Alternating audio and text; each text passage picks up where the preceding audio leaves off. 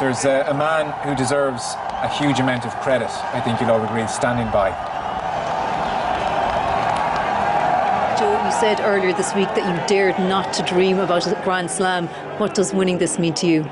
It means that I'm incredibly proud of a group of young men who really committed to something collectively and made it so difficult for England to beat them today. I thought we showed a fantastic mix of class.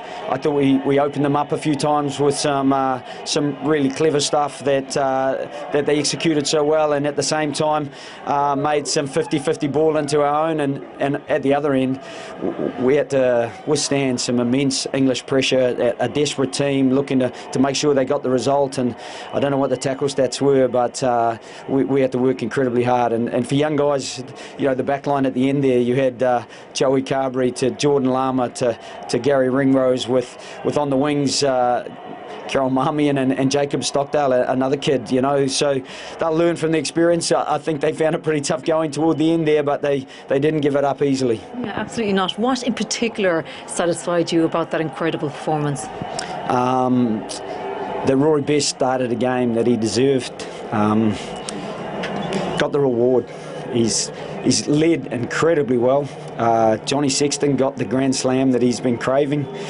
It's a fantastic day for those senior guys. I think the young guys, they think you can get one of those. You know, you just got to work really hard and they'll pop up, but they don't. You know, and those guys, they know that. So, fantastic day for them. Yeah, what makes this group of players so special, Joe? The earthiness of them, you know, we had Christy Moore in on Monday, and he was fantastic, and you know, he sang "Ordinary Man" at one stage, and they are ordinary men who are an extraordinary team who delivered exceptional deeds, and you know, from Peter O'Mahony's leadership, I thought he was immense. CJ in the back row, and young Dan Levy, he's found a slot for himself that he doesn't want to give up either. You know, it was fantastic for Dev Toner to get on there after what he's contributed over the last few years, and you know, it's hard to even single guys out because you've got to know so many of them, and you're incredibly proud of all of them.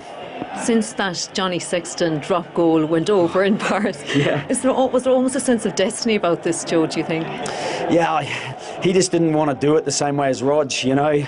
They are very much the yin and yang, both absolute class people and kickers and players, and Rog wanted to finish with one, Johnny thought he'd start with one, and they both got what they wanted. I saw you standing near the stand, and you weren't out there celebrating with the players. Are you happy for letting them to have this moment? It's their spotlight, it's their effort, they've earned it, they merit it. Well, you've got your place in history, Joe, but how bright does this future look for you? It's probably looking fairly tough tonight. The very short term is probably going to be tough to get through, but beyond that, we will do a little bit of an analysis over the next 2 weeks and try to break down, give a few individuals a bit of feedback, and you know, they're going to springboard straight into Europe. You know, it's one of the things that probably is a little bit frustrating about international rugby. You put so much effort in, it's such an intense block of 7-8 weeks, and then you know, they've got big quarterfinals coming up, and they'll drift away and hopefully do a fantastic job for those. You'll enjoy this, Joe. Oh, immensely. As much relief as anything else, and certainly pride in what the players delivered. Congratulations. Thanks, Sinead. Well done. Cheers. Thanks. And so say all of us. He deserves an emotional Joe Schmidt, I think, there. Wales-France is on 3, but we are staying with events at Twickenham. 1948, 2009, and now let's enjoy 2018. Back shortly.